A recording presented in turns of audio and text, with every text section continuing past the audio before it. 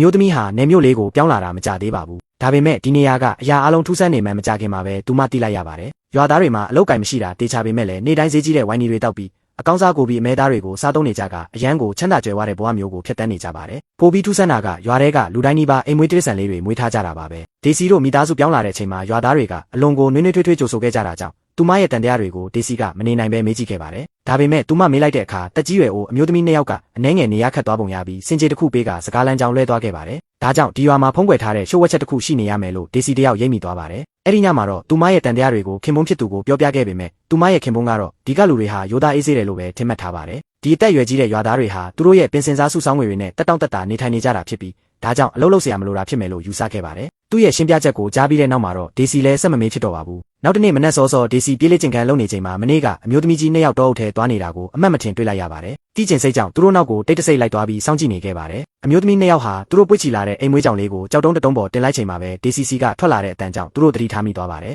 ဒေစီကသူတို့အဲ့ဒီမှာဘာလုပ်နေကြတာလဲလို့အမြန်လမ်းမေးလိုက်ပါတယ်အမျိုးသမီးနှစ်ယောက်ဟာခဏတာတီးတိုးတိုင်ပင်လိုက်ကြပြီးနောက်ဆုံးမှာတော့ဒေစီကိုအမှန်တိုင်းပြောပြဖို့ဆုံးဖြတ်လိုက်ကြပါတယ်တောအုပ်ထဲမှာမော်ဝင်ကြောက်တုံးတတုံးရှိတယ်လို့သူတို့ကဆိုပါတယ်အဲ့ဒီကြောက်တုံးပေါ်မှာတက်ရှိတက်တော်တကောင်ကောင်ကိုတက်လိုက်တာနဲ့လှုပ်ဆောင်သူဟာကံကောင်းခြင်းတွေရရှိလာမှာဖြစ်ပါတယ်အဲ့ဒီနောက်မှာတော့ထီလက်မှတ်တစ်ဆောင်ဝယ်လိုက်ရုံနဲ့ထီစုကြီးကိုအလွယ်တကူစုကူးနိုင်မဲ့အခွင့်အရေးရလာမှာဖြစ်ပါတယ်ဒါဟာရွာထဲကလူတိုင်းအလုပ်လုပ်เสียရမလို့ပဲချမ်းသာကြွယ်ဝစွာနေထိုင်နိုင်ကြတဲ့အဓိကအကြောင်းရင်းပဲဖြစ်ပါတယ်ဒီအကြောင်းတွေကိုကြားပြီးတဲ့အခါဒေစီတယောက်ယုံကြည်ဖို့ခက်ခဲနေခဲ့ပေမဲ့ရင်ထဲမှာတော့ဒါဟာအမှန်ဖြစ်ပါစေလို့မျှော်လင့်နေခဲ့ပါတယ်ဘာကြောင့်လဲဆိုတော့သူမနဲ့သူမရဲ့ခင်ပွန်းဟာအကျွေးတွေကနေထွက်ပြေးပုံရှောင်ဖို့အတွက်ဒီလိုခေါင်ဖျားတဲ့နယ်ဘက်ကိုပြောင်းရွှေ့လာခဲ့ကြတာဖြစ်လို့ပါပဲအခုလိုချမ်းသာလာနိုင်မဲ့အခွင့်အရေးမျိုးရှိနေပြီဖြစ်တာကြောင့်ဘလောက်ပဲယုံနိုင်စရာမရှိပါစေသူမကိုယ်တိုင်စမ်းကြည့်ဖို့ဆုံးဖြတ်လိုက်ပါတယ်အဲ့ဒီနောက်မှာတော့ဒေစီဟာမြေရောက်ခန်းထဲသွားပြီးကြက်တကောင်ကိုဖမ်းခဲ့ပါတယ်မှတ်ညံကိုအတုံးချပြီးရှိုးဝက်စမ်းကျဲရဲ့ကြောက်တုံးကိုရှာဖွေခဲ့ပါတယ်စိတ်ထဲနေရခတ်နေမှုကိုအန်တူဘီတူတလက်ကိုမြောက်ကကြွက်ကိုအဲ့ဒီနေရာမှာတင်တက်ပစ်လိုက်ပါတယ်အားလုံးပြီးစီးသွားတဲ့အခါကုံစုံဆိုင်ကိုချက်ချင်းသွားပြီးချစ်တီလက်မှတ်တစ်ဆောင်ဝယ်လိုက်ပါတယ်ဒေစီဟာစိတ်လှုပ်ရှားစွာနဲ့ထီပေါက်မဲ့နေရာကိုချစ်ကြည့်လိုက်ပေမဲ့နောက်ဆုံးရလက်ကတော့ဒေါ်လာ9ကျပ်သာပေါက်ခဲ့ပါတယ်